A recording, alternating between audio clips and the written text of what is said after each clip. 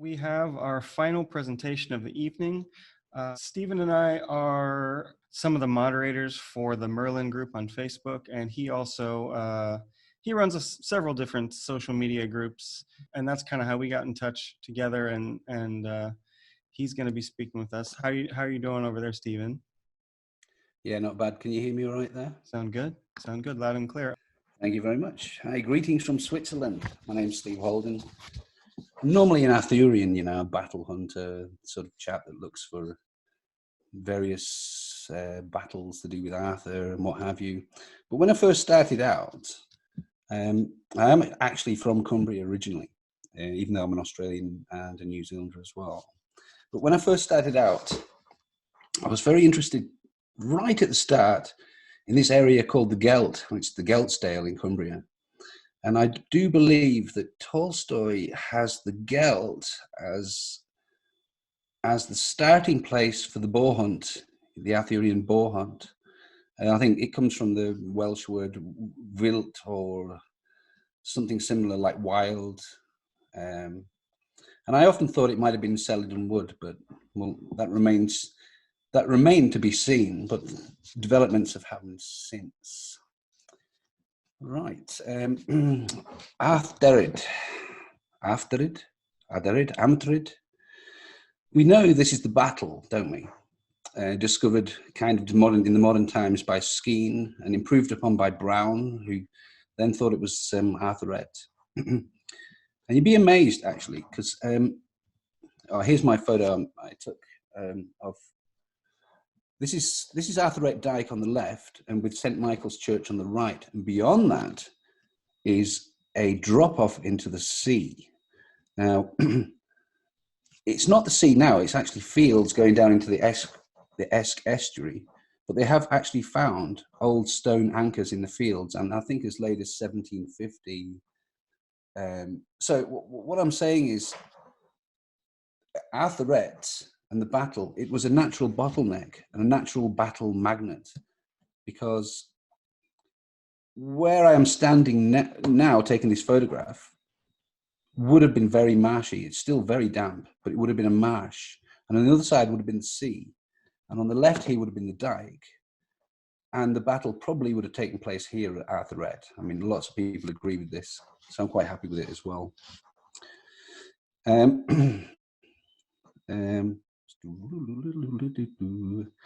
Right, going on to the first poem. Now, this is that I want to look into just briefly. I'm not going to be so brilliant at it as John and Caitlín, but I just as to highlight it, the dialogue between Merlin and his sister Gwenddoleu. It's actually from the book of the Red Book of Hergest. And in it, apart from right at the start, they were talking about the jurisdiction in the north, sovereign of the north, I think Jenny Rowland says, because that more fits kings. But in the north, certainly. And they say, Gyrth Ardrey ach Erydon. Now, okay, we've got this Ardrey, but what is ach Erydon and Erydon? Well, the rest of the poem, actually, this poem, is prophetic. Merlin and his sister conversing, and it doesn't matter if you don't, like John and Caitlín said, it doesn't matter if you don't believe in these prophecies or you thought it was written later, and you can't possibly believe the real 6th century hero of Merlin or Merlin could have become to known such doings as Mervyn Fritch, who was a king at the court of Gwynedd about the time the Historia Britannum was composed. Well, this doesn't matter. What we do have is an ancient Welsh poem that does in fact associate the Battle of Arfderyd with the region of the Eden Valley, because this is what Erydon actually means. I've consulted quite a lot with etymologists about this, and Erydon actually means facing the Eden River. Now, facing or about the Eden River, like a similar word might be Arcluta, which would mean around the Clyde. Arcluta, our Clyde. which probably later on came to mean Strathclyde. So the original Latin for Erydon would have been Ituna, which is, Ituna of course is the Roman name for the Eden, against facing opposite the Ituna River. It's possible that the prefix Eri means around, the area of, or about. Now, from a Welsh perspective, if you're writing in North Wales, if you're writing this wonderful poem about Merlin, and you know about this battle in Ardrey, then you would think, oh, it's somewhere up there near the Eden, possibly. But we do have a few more clues to say that it's just possible that the Erydon action, the action of Ardrey and Erydon, might actually be part of the same battles and not just in the same region. We can surmise that the Battle of Arfderyd was near the Esk, which broadly speaking is very near the Eden. The Eden, as you can look at my map here now, the Eden comes up past Corby, through Carlisle, and enters the estuary, and the Esk comes down from the north, past Little Strength, which is actually on the Little, but very close to the Esk, and Ardrey, and into the estuary of the Solway Firth. The dialogue, so I'm thinking now, I mean, it's quite a big thing to think that Caledonia, or Celidon, or the forest of Celidon, much looked into by Arthurians and lovers of these poems, where Merlin went mad and what have you, might not actually be in Caledonia. Caledonia, I think Ptolemy, the Roman geographer Ptolemy, I think he was the first one to name it in modern time, well, in Roman times, and I think it means woolly, fleet-footed tribe of the Caledonian area or something like that. And you've got to think, you know, was really King Arthur fighting the Saxons up there, or was Merlin really that far north, you know? Considering we don't have a lot of history that's come down to us from Pictland. The dialogue of Taliesin and Merlin from the Black Book of Carmarthen. For this battle, Ardrey, Merlin, we had this before, and this is a slightly different translation. A host of spears fly high, drawing blood from a host of vigorous warriors. A host fleeing, a host wounded, a host bloody retreating. It is here that we can now see the importance and a geographical retreat which could fully well be the remnants of Gwenddoleu's army in full retreat, injured and exhausted from the battle, from the initial battle. And the warband of, this is from a triad actually, this is one from Troynians Prydain, the triads of Britain, from Bromwich, and she said, she translated, and the war band of Gwenddoleu, son of Caido of Arfderyd, who continued the battle for a fortnight and a month after their lord was slain. Then towards the end of that actual poem, the poem I was talking about just previously, 7 score heroes, this is the 7th thing again, maddened by battle to the forest of Celidon.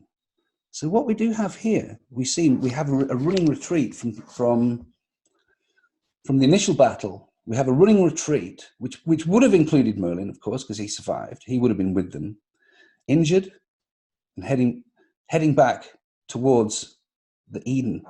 Now I put the Eden down. I know what the Eden is, but I put the Celidon Woods as really near to the Eden, round about Salkeld. But I'll explain that soon.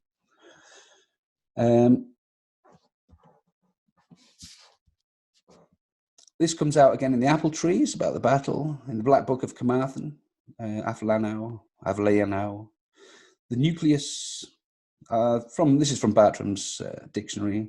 The nucleus composed around 1100, and Merlin is sitting on an apple tree by a river bank, the Eden River, that's what I say, complaining about his present wretched existence in the forests of Celidon. And in the process of prophesying, he meditates on his former happiness and the disasters which changed the course of his life, and each of the stanzas begins with sweet apple. And also of course, in the Annals Cambrai, we have the battle Arfderyd between the sons of Eliphar, 573 AD. Gwenddoleu, son of Caido, in which Gwenddoleu fell, and Merlin went mad, Merlin and Xanas.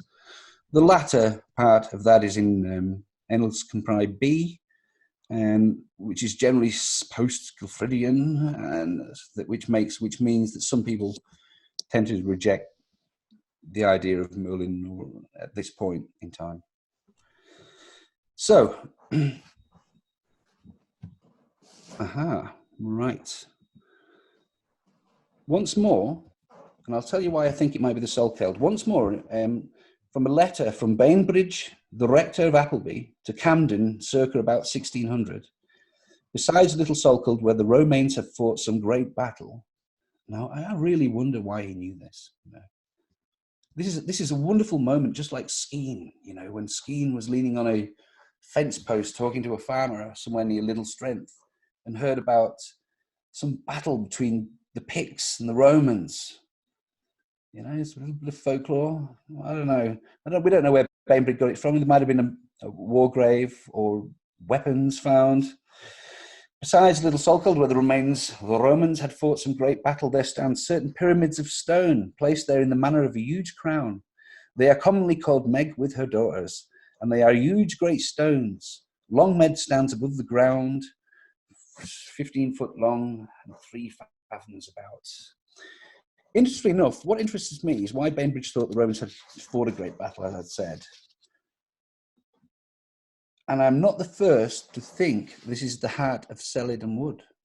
The antiquarians thought that too. Could this mysterious place be where Jeffreys in the Vita Millerni made prophecies? And what he actually said in the Vita Millerni is Merlin's house has 70 doors and 70 windows.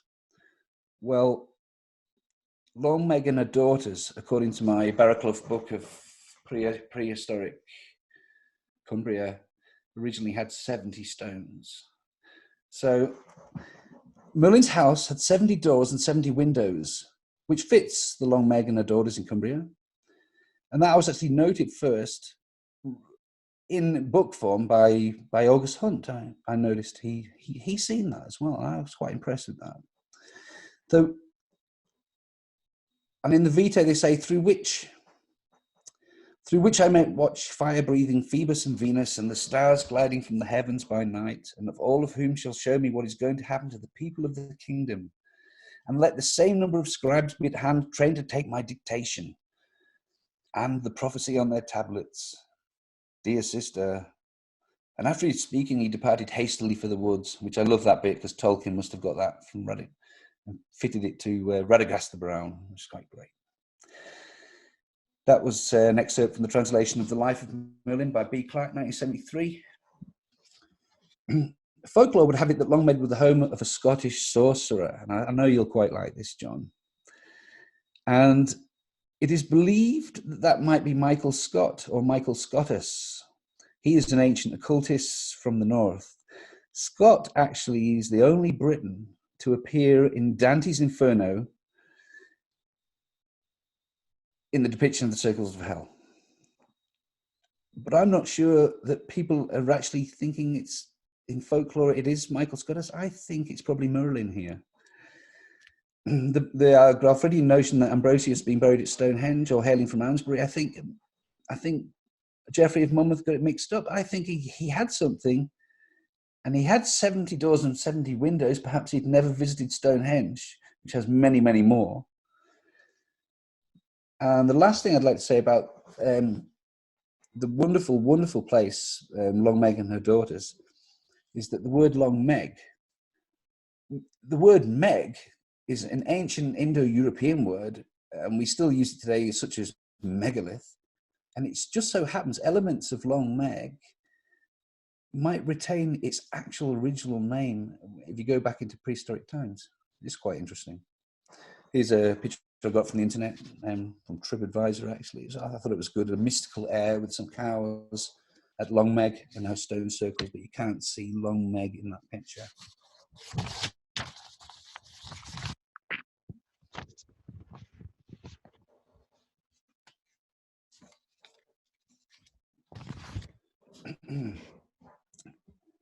I think we all get this, a lot of this information. Taliesin was the Bard of Urien.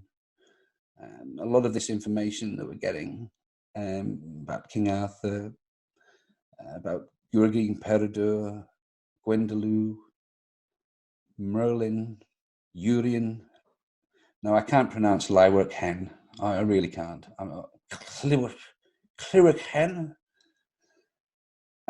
All these heroes, Patrick probably included, all these seem to be heroes of the people, colings, if you like, heroes of the people of Rearguard. And when we look at the Northern Memoranda and the Northern Chronicles, which is what Jackson and Chadwick was talking about back in the 60s and stuff, you know, and Flint F. Johnson, friend, has written a new piece on it. And what they say generally is that a lot of the stories that we do get, the history of the Old North, the Yehennogled, which is actually, I think, an 18th century or 17th century term, Merlin, what have you, all seems to come from a similar place. I know we have myths and legends and folk tales and in Scotland and Wales and Cornwall and everything, but I'm pretty much a fan of the Cumbrian, pseudo-Northumbrian aspect of it all. Urien's floret occurred almost exactly at the demise of Gwrgi and Peredur at Caer Gru, now against the Saxon, Edelfled or whatever his name was. I think Caer Gru might be around Bewcastle, and Bewcastle is where the monument to Ardrey is, but we'll get into that in a moment. Alex Wolff famously said that in his paper, 2004 paper, Cadwella Rex Bretonum.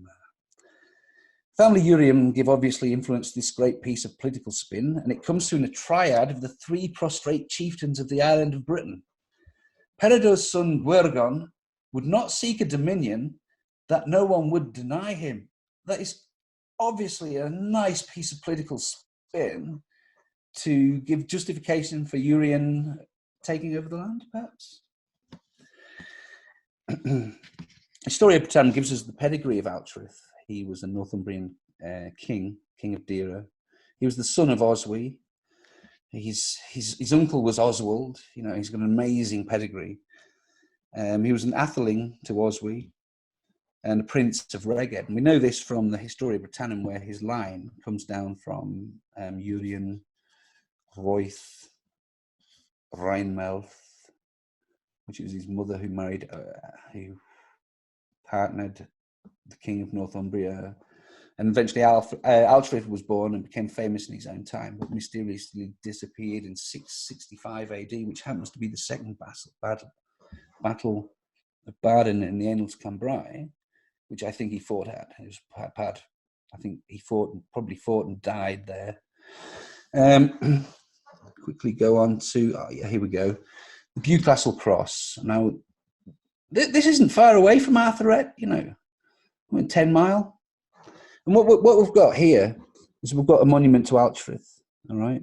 And whatever they say about reading the runes and what have you, it really probably is. It might have been altered at some stage. But we know that the Anglo-Saxons were producing the crosses in this time because a generation or two after him, they had some wonderful ones at Hexham as well. And we know this was also a monastery, a place of learning, because further up it's got a sundial where the monks know their prayer times. There's a word for it, tithes. Oh, can't remember it now. So probably around about the Viking times, something happened, but someone with huge forethought must have taken off down to Wales, where they'd be interested in this Latin and Old Brythonic writings, which I think probably the whole lot comes from what I call the Bibliothecae Brittonum. And this is, I think the whole lot might have been together. You could argue a little bit was in Ripon, or a little bit was in Iona, or some of it was in the Gorodin, Anirin. But you've got to remember the two, that Oswald and Oswy, they probably conquered the Gorodin in Edinburgh, and they probably it's probably when they got hold of their copy of Erydon, and also Pays Dinagad Smock is quite arguably quite nearby in the Lake District, and of course Urian's Erydon, and it's all mixed in. You know how it goes with these legends; it all sort of kind of gets universalized and mixed in. So that's what I think on the whole matter. I think basically Merlin and a few of the remnants fought a running battle down to Erydon, which is adjacent to the Eden, and I would say that was around Salkeld, because that's probably where Celadon was. And there's some great spots down there. There's the old Celtic roundhouses and dikes and all sorts of wonderful places to explore. And as you go through beyond Run's time, we know that Run was pals with the Saxons, with Edwin, baptized Edwin. Much of a muchness. I'd say the general histories were preserved in Cumbria. Right, beware of the pitfalls. I mean, I've had a good time doing this sort of research along the way. And humorously, I did encounter a couple of red herrings. First of all was at Kirk Linton. Now, I thought Merlin was called Merlin by Geoffrey of Monmouth, not because Merlin is too much like dung, but perhaps the Lynn River, the Line, is a very important river. It runs down from Bewcastle, where this cross is, and it flows into the sea south of Carnwynley. And at Captain's Reach, where it reaches the sea, I thought, well, this is where the stronghold of Merlin was. Kirk Linton, maybe Merlin means where the sea meets the Line River, you know. So I found this little chap. He's called Malgwyn the Fairy, and it's a Celtic head. And it's down where the sea reached the Line River, and I thought, this has got to be Merlin, you know. Quite surely it's got to be Merlin. But it turns out in the 18th century, there was a guy called Mountsie, and he actually lived in Rockcliffe, not far away. And he went around carving lots of rock pictures of faces, basically. And this is probably his work. We don't know for certain. I'm not certain. He did some different ones down near Amathwaite, but he could have done this, or it could be completely ancient. I don't know.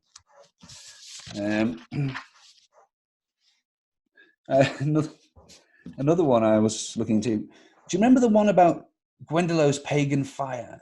You know, the antiquarians run about this pagan Gwenddoleu. He was a pagan. He had ravens and roasted Britons every Sunday for dinner. And he was a pagan. He had an ancient pagan fire. Well, so I thought I'd have a little look around the area and see what sort of pagan fire I can find. And I looked at Marjorie Rowling's 1976 wonderful little book, The Folklore of the Lake District. She had been dealing with traditional fires in Cumbria and says there's been a long custom of sacred fires until recent times, often on midsummer, midwinter, and Halloween. And the Need Fire, where cows would be driven through a fire in order to rid them of pestilence and disease. And, well, it turns out Gwenddoleu, he didn't have a pagan sacred fire. I think he had a chessboard and something else. It's actually, a modern translation of that is the battle fog in the three horse burdens, the horse burdens of the Britain triad. So it's a battle fog, you know. It's not a sacred fire, it's a mistranslation in 1907. So to recap, despite the topsy-turvy nature of our sources and the fact that some of them seem to be ambiguous and not completed from original or early Dark Age manuscripts and poems, what we have is a perceived notion of who this Merlin was. And it doesn't matter to me if he's post-Gulthurian or not. We've got to build up a picture and see what he was, and commonly or uncommonly known as Merlin, Merlin, or Lacan, doesn't matter. And if places are important, they undoubtedly are then. And looking at it, and looking at the battles of Arfderyd and its aftermath, I think geographically and historically speaking, there is a good case to say that the spent forces of Gwenddoleu after his death, seemingly with Merlin as its remaining noble, held together and somehow managed to retreat to the woods of Celadon, which I believe is down in the around the Eden, just to the west of there. It's now called Inglewood Forest, probably English bandits in Norman times held out there, or could have been the English, named after the English who Arthur fought also at the Battle of Celadon. You know, if you look at my map here, I've got Little Strength, near Cowinley, then Ardrey, then the nearest part of the Eden where there could have been a conflict would have been around Rockcliffe Cross. It's only a couple of miles, 3-4 miles south of Ardrey. Maybe Merlin's mob made a stand there, or maybe towards Carlisle. But as you leave southeast of Carlisle, there's the Roman road, and as when you get to about Amethwaite, there's this wonderful place called Tarn Waddling near High Heskett, and it features in many Arthurian romances, Gawain and what have you. That is probably a good place to cut in towards the Eden, if the guys were making a running retreat, or if not, they could have come around the side of Corby, Weatherall, and down the side of the Eden there, and eventually towards Salkeld, Little Salkeld. Now, Salkeld is Old Norse. You know, it means spring. Spring, and sal is from the Latin salix, which is a willow tree. Now, I know the Welsh word for willow is a little bit different, and I'm trying to figure out this word Celadon, or the cells of Bruin with the Urian battle, and what it might mean. Cells, religious cells, monastic cells, or something else. Maybe it's a slight miscopying of the word sal, the Latin word salix, which means willow tree, and Salkeld, and Great Salkeld obviously means abundance of willow trees next to a spring. But Salkeld is also very similar to Celadon, isn't it? So, so we might have a clue what really happened here. I'm not sure. I'd like to say, but you know, these things, lots of people have ideas on what happened, but I think it's important to look at that really amazing little line, Arfderyd ac Erydon. Well, I think that's about me, but I'd just like to say special thanks to Justin for putting this up today. I mean, it's very amazing.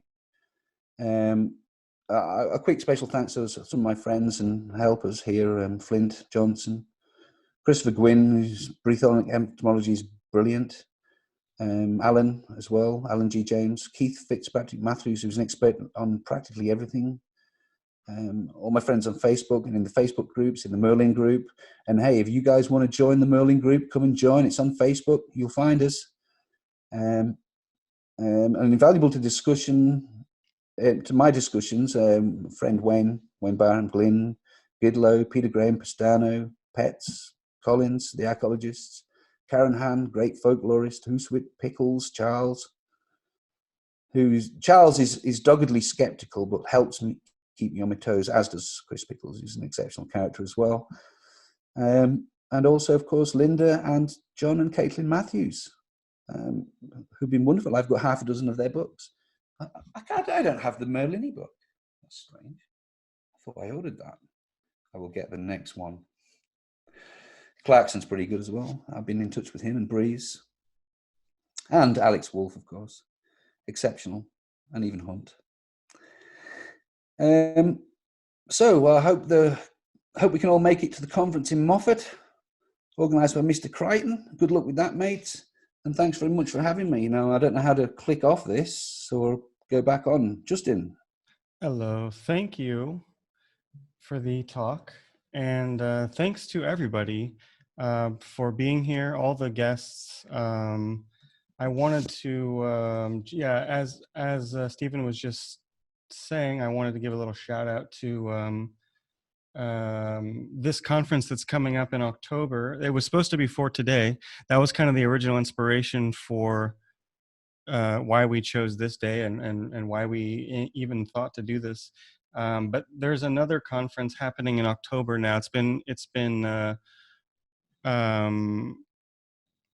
postponed because of the COVID-19 crisis.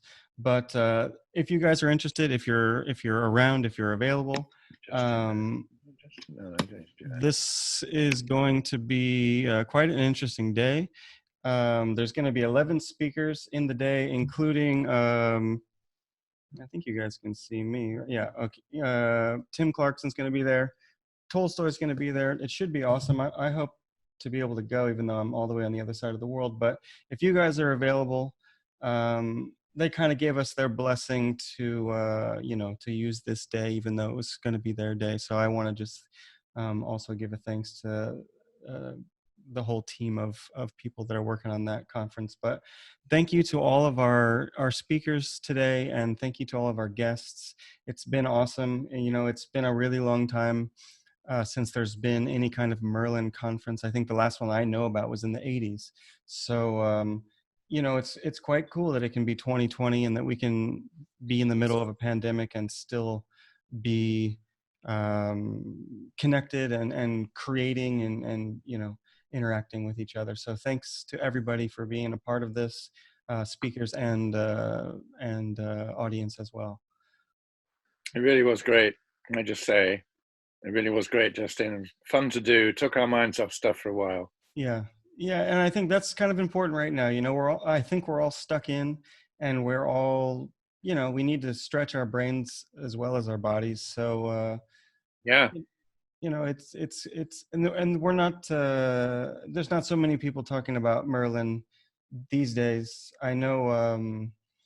I've seen Tolstoy give a talk, and that was like few and far between for in my lifetime. So yeah, thank you guys, and for continuing to do more books and look deeper into this. Who knows, maybe we can do this again sometime whenever we can get some other people that weren't, there was some other people that I wanted to join us today that were busy or didn't have the tech in their house because of the virus pandemic. But yeah, there's a lot more people that have an interesting perspective on this whole idea of Merlin and magic and myth and we've proved there's enough interest, haven't we? Well, there was a lot of excitement when I put it up on my Facebook page, because I've got over 10,000 people there, and they were going bonkers. Oh my God, I'm in the wrong time zone.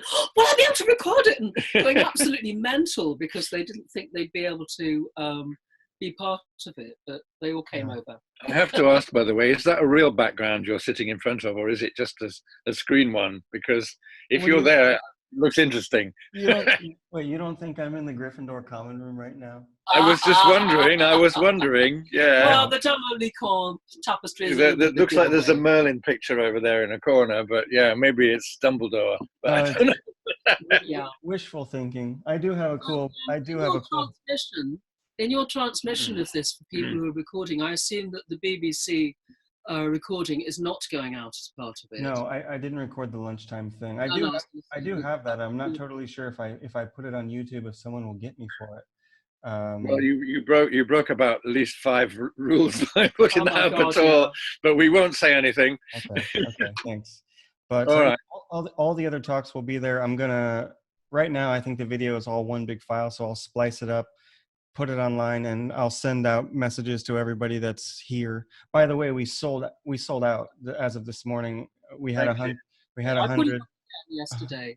I think so I don't know if everyone showed up, at least not all at the same time, but all of them are going to get to see it on video at least. So well, I like these messages from people who were apparently cooking at the same time. Someone was making cinnamon rolls. Oh, that's my wife was making savory cakes, and she kept bringing them to me during everyone's. I see. No wonder you look so cheerful. Okay, well, that's great. Thank you. Anyway, I don't know. Will we see you in October at this conference, or this is too far away from you guys? All my teaching has been pushed forward, like everyone else's. I was doing quite a lot in May and June, and so everything has slipped into these autumn months. So it's unlikely. Okay. Yeah, Well, I think Where is it being held? it's Moffat. It's a Oh long no, way. I it's think quite far. that I was No. asked, but I think I turned it down because it's just too far to go at the moment. we you still know. have to get £1,500 worth of airfares back. Yeah. Because Yeah, I was going to the States and my travel agent said I'm going to have to be patient because they're not doing anything about it until it's almost time to fly. So that for me would be the end of this month and in June to get that money back, which was half all the money I had.